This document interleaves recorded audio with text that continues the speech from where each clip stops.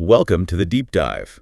Today, we're embarking on a truly foundational exploration. What does it actually take to build a thriving society? It's a huge question. It is. And we're pulling some really profound insights from Shrii, Prabhat, Ranjan, Sarkar's work, specifically Moralism, the Foundation of Social Progress, from his book, Human Society, Part 1. A very significant text. Absolutely. And our mission today really is to unpack a bold claim. I mean, it's actually quite startling, the claim that humanity hasn't yet learned how to build a true society. Right. Still figuring it out. Exactly. So we'll explore the dynamic forces driving social progress, and we'll try to uncover the critical distinction between genuine morality and, well, what often gets mistaken for it. That distinction is key. It really is. So get ready to maybe rethink some fundamental assumptions, because we're about to challenge how societies truly evolve and what genuinely makes them progress. Sounds good. Where do we start? Okay, let's start with the word itself, society, or samaja in Sanskrit. It literally means to move together. To move together, yeah. But as we said, the author suggests we haven't quite mastered this collective movement. So if we're not truly moving together yet, what is at the heart of a truly living, dynamic society? Well, it's a fantastic starting point because the vitality of samaja, it really hinges on two things. There's its collective creation, yes, but maybe more importantly, its inherent dynamism. Dynamism, okay. Yeah, and this isn't some simple straight line progression forward. The author describes it as rhythmic, undulating. He uses the term systolic. Systolic, like a heartbeat. Exactly like that. Think of it like expanding and contracting. This force-driving society behaves in precisely that systolic way. And the really profound insight here is that humanity, even today, seems to have only a vague notion of how to build a true society based on this. We're still sort of grappling with the core principles, let alone the actual, construction. That's a powerful statement that we're still figuring out the basics. The source describes this movement, this systolic movement, as actively destroying old structures to build new ones. Yeah. Right, creating newer systems, newer codes. But it also mentions vested interests. Yeah. These forces trying to hold back progress. Can those forces actually stop this movement? Well, that's the key question, isn't it? And the author's answer is, not successfully, no. Not in the long run. Okay. I mean, vested interests absolutely try to absorb or resist that striking force. They hope to survive by just, maintaining the status quo. Makes sense. But the author makes it pretty clear they cannot indefinitely hold back society's progress. To try and retard that rhythmic expansion and contraction, well, it's contrary to the very nature of this force. It's like trying to stop your heart from beating.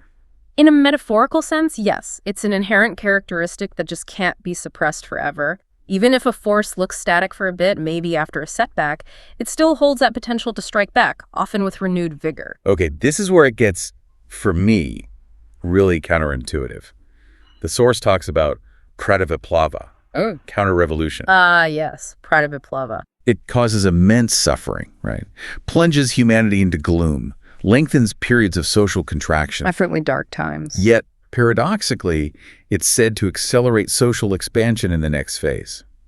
It inspires the chariot of revolution to advance towards victory with greater momentum. Yeah. How does that work? Yeah, this is a core aha moment in the text, I think. It really reveals this profound long-term rhythm of social evolution. Okay. What's truly insightful is that while these counter-revolutions undoubtedly bring immense suffering, and they definitely extend those periods of social contraction, that very contraction isn't just a dead end. Right. Instead, it sort of acts like a pressure cooker. It fuels the speed and the momentum of the next period of expansion. So the setback actually builds potential energy. Exactly. So the profound insight is that society's progress isn't just a straight line up. It's this dynamic, rhythmic dance where even massive setbacks aren't simply failures. They become a necessary buildup almost for the next surge forward. It really reframes how you might look at historical conflicts or periods of social upheaval. You start seeing them not just as chaos, but maybe as part of an underlying powerful pattern.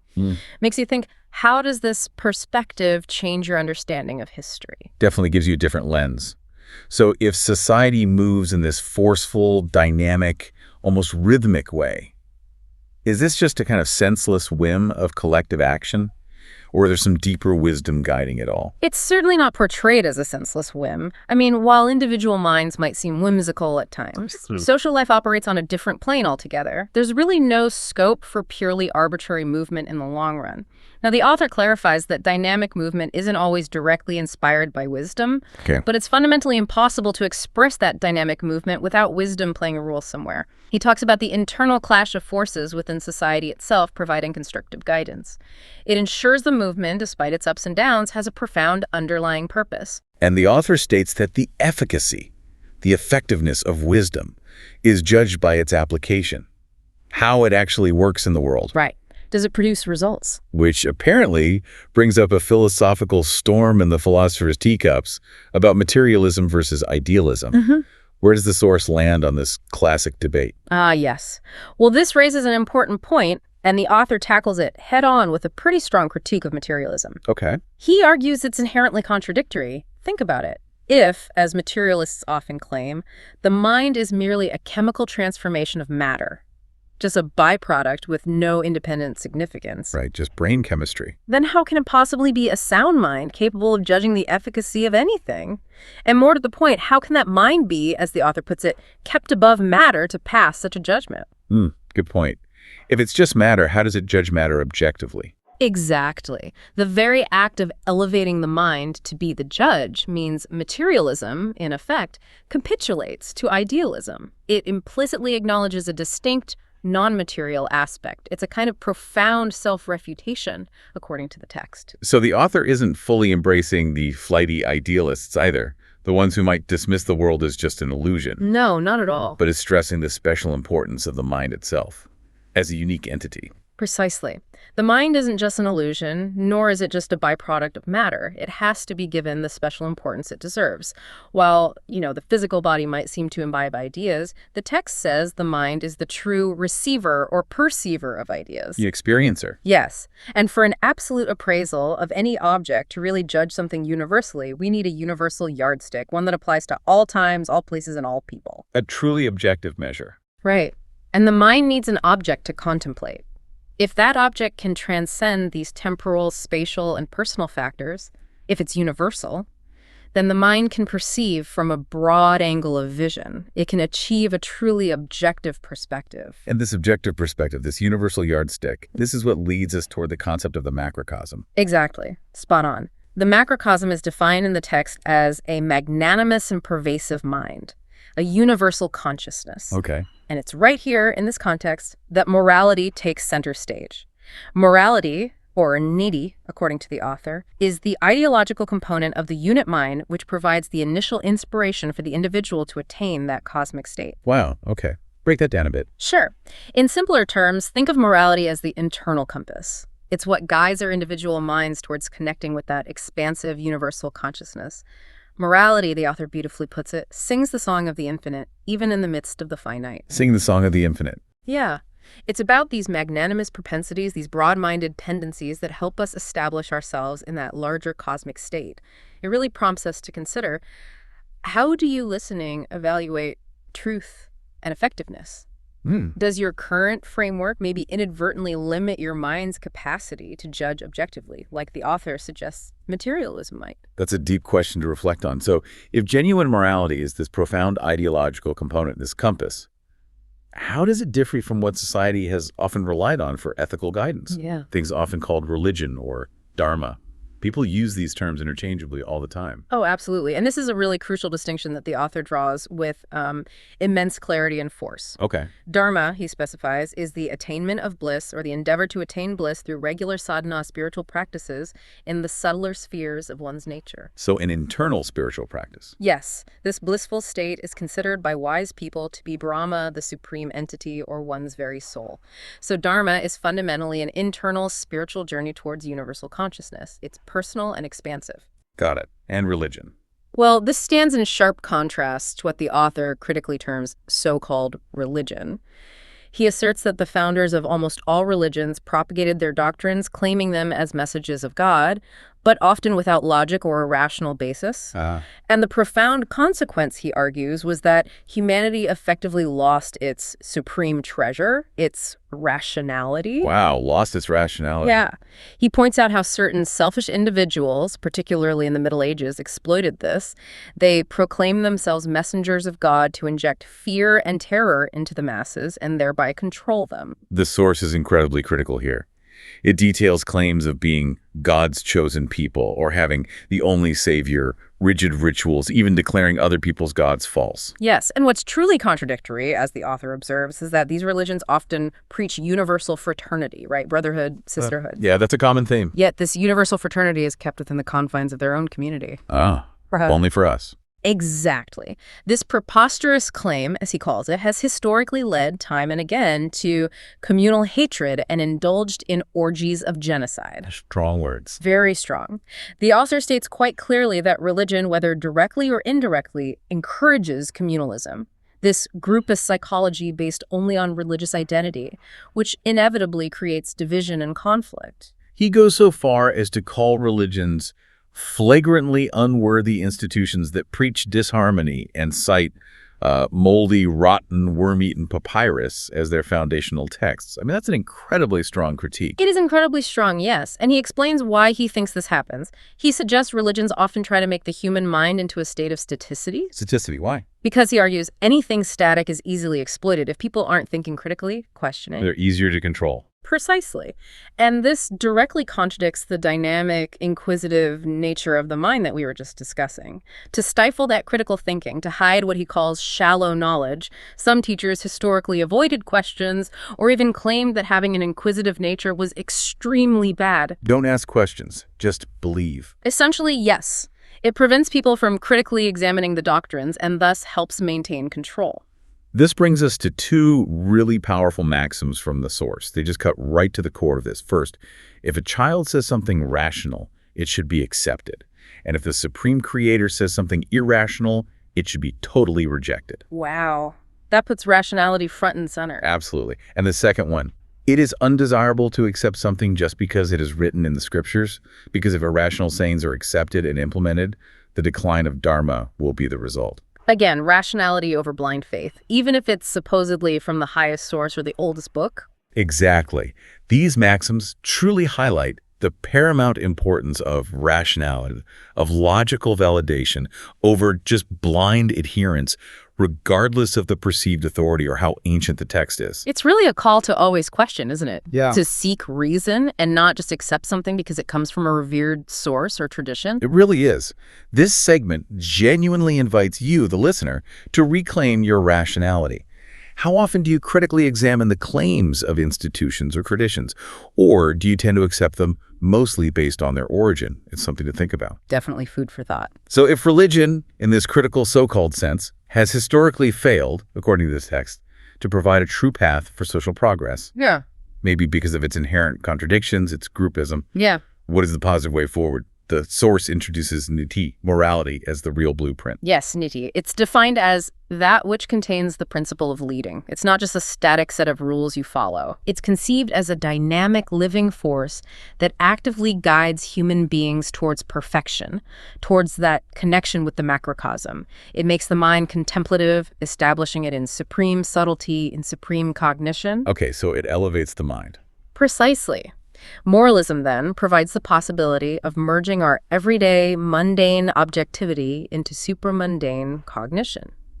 It's the mind's internal compass, steering us towards universal understanding and genuine progress, far beyond just earthly concerns or, abstract idealism. This sounds like a really crucial starting point for individuals and society. When should this essential moral training begin? And who's responsible for laying these foundations? Well, the author is quite clear. The mind of a child is the best receptacle for morality. It should start from the very moment they begin learning social interaction. From the earliest age? Yes. And while parents are naturally key figures here, the text adds an important point. If the parents are unfit or unable to provide this guidance, Which can happen, then teachers and well-wishers of society will have to come forward and demonstrate their greater sense of responsibility. It really emphasizes a collective societal responsibility to nurture morality right from the earliest stages. That's a significant responsibility. Yeah. And the source links this directly to social progress. It defines progress as the concerted effort to bridge the gap between the first expression of morality and establishment in universal humanism. A beautiful definition of progress. It is. And it identifies the people who lead this effort. They're called Sadvipras. That's right. Sadvipras are introduced essentially as spiritual revolutionaries. Spiritual revolutionaries. Yes. Individuals who achieve progressive changes precisely because they adhere to 10 cardinal human principles. These are known collectively as Yama and Niyama. Okay. And what's absolutely crucial here is that these are presented as universal principles for the whole of humanity, irrespective of any artificial division of religion or nationality or any other isms. Truly universal beyond all those boundaries. Exactly. They transcend all those artificial lines we draw and are meant to be applicable to everyone, everywhere. Okay, let's dive into these 10 principles then. What are they and how do they form this universal moral framework? This sounds like the practical application. Absolutely. It's the how-to, in a sense. We can break them down into 2 pillars, Yama and Niyama. Yama and Niyama. Yama focuses on self-restraint, sort of our interaction with the external world, how we conduct ourselves. And Niyama guides our inner self-observance, our internal landscape. Got it. So what are the Yama principles? Okay, for Yama, the principles of self-restraint, we have 5. First, ahimsa. Nonviolence. Non-harming, really. Not causing suffering to any harmless creature. And this applies to thought, word, and deed. It's about consciously choosing non-harm in your entire being, not just physically avoiding violence. Comprehensive. What's next? Second is satya, often translated as truthfulness. But here it means more. Helping others in the real sense, aligning your words and actions with universal well-being. The text stresses it has no relative application. It's about fundamental benefit. Okay. Third. Third is asteya, non-stealing. But again, it extends beyond just physical theft. How so? It means giving up the desire for what is not rightly one's own, even in your mind, not coveting. Mental non-stealing, too. Interesting. Fourth is aparigraha. This is non-acceptance of superfluous amenities and comforts. Basically, living simply. Not accumulating stuff you don't need. Exactly. Not accumulating beyond genuine need, reducing attachment to material possessions and the comforts they bring. And the 5th Yama? The 5th is brahmacharya. This one's quite deep. It's described as experiencing the cosmic presence and authority in all objectivity, Okay. where the unit mind, your individual mind, resonates with the cosmic will. In perhaps simpler terms, it's about striving to see the divine, or universal consciousness, in everything around you, and letting your individual mind harmonize with that larger cosmic intention. That last one, brahmacharya, feels particularly expansive. It really seems to bridge the individual mind to the universal, like you said, morality does. It absolutely does. It's a cornerstone. And then we have Niyama guiding our inner life, the self-observance principles. Precisely. Niyama also has 5 principles. First is shoka, purity. Physical cleanliness. Both physical and mental bodies. And importantly, you achieve this not just through, say, washing, but through benevolent deeds, through charity. It's about cleansing your inner world through positive action. Inner and outer purity. Makes sense. Second. Second is santosa, contentment. Contentment. That sounds nice. It is. It's about accepting the outcome of your labor, the results of your efforts, without complaint. Finding peace in what you do and what comes of it. Freeing yourself from constant desire for more or different results. A tough one in today's world, maybe. Perhaps. Third is tapa. This involves making efforts to reach your goal despite physical discomforts. Perseverance. Discipline. Yes, exactly. It's about perseverance, discipline, building mental fortitude, enduring hardship for a higher purpose. Okay. 4th Niyama. 4th is svayaya.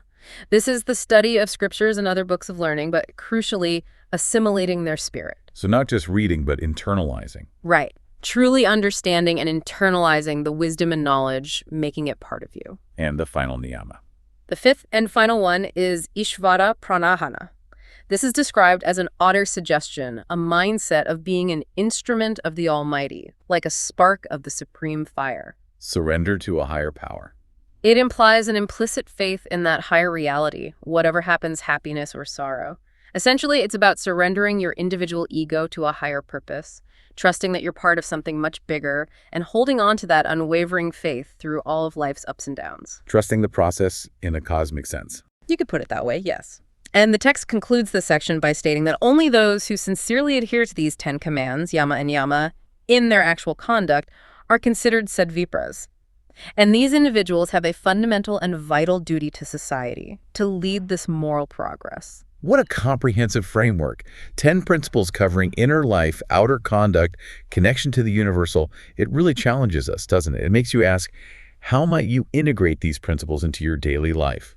Not as rigid rules, perhaps, but as these dynamic guides the author talks about to contribute to a more moral, more progressive human society. It's a lifelong practice, for sure. No doubt. Well, we've truly journeyed deep today. We started with understanding what moving together truly means through that dynamic systolic dance of society. The expansions and contractions. Then we looked at the mind's essential role in discerning genuine wisdom, that need for an objective viewpoint. And the critique of pure materialism. Right. Then we navigated that really rigorous critique of so-called religion versus true dharma. A crucial distinction. And finally, we arrived at these concrete, universal principles of Yama and Niyama as the proposed foundation for real progress. Yeah, the core insight, as Shrii Prabhat Ranjan Sarkar presents it, really seems to be that morality, niti, isn't some static dogma or just a relic of tradition. It's intended as a living, dynamic force that inspires universal humanism. A force for connection. Exactly. It's presented as the essential, rational, and universally applicable bridge for genuine social progress, one that's rooted in individual transformation rather than narrow, group-centric doctrines that tend to divide. So wrapping up, what does this all mean for you listening? Hopefully this deep dive encourages us all to look beyond maybe superficial divisions and institutional claims, to use our rationality to question what we've been told. To think for ourselves. And to actively cultivate the foundations of a truly progressive and humane society, starting within ourselves and our communities, maybe grounded in principles like these universal ones. It starts with the individual. It seems so. And here's a final provocative thought to leave you with. If the very act of discerning truth and wisdom requires a mind that's somehow elevated above matter, as the text suggests, what daily practices, perhaps informed by these 10 universal principles, could help you cultivate such a magnanimous and pervasive mind in your own life? How do we expand our own consciousness? Exactly. Because the path to a better society, according to this perspective, really does start with that individual commitment to universal moral principles.